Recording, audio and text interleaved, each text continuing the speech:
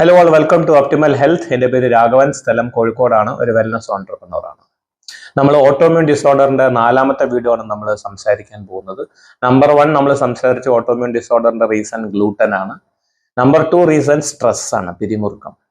Stress എന്താ ചെയ്യുന്നതെന്ന് വെച്ചാൽ നമ്മൾ അമിതമായിട്ട് കോർട്ടിസോൾ പ്രൊഡക്ഷൻ ഉണ്ടാക്കുന്നു. കോർട്ടിസോൾ നമ്മളെ ഗട്ടിലുള്ള സെറട്ടോണിൻ പ്രൊഡക്ഷനെ ഡാമേജ് ചെയ്യുന്നു.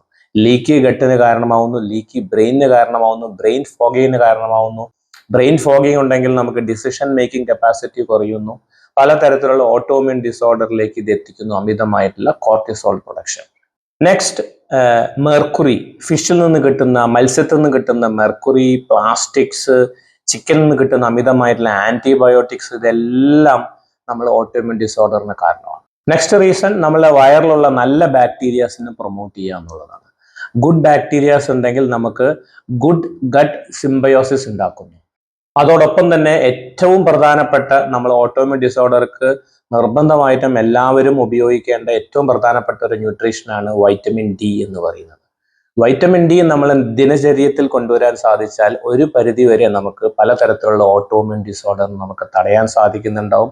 വൈറ്റമിൻ ഡിയോടൊപ്പം തന്നെ selenium, magnesium, omega 3, zinc, vitamin C പോലത്തെ ന്യൂട്രീഷനൊക്കെ നമുക്ക് ഓട്ടോമ്യൂൺ ഡിസോർഡറിനെ തടയാനായിട്ട് നമ്മളെ സഹായിക്കുന്നുണ്ടാവും.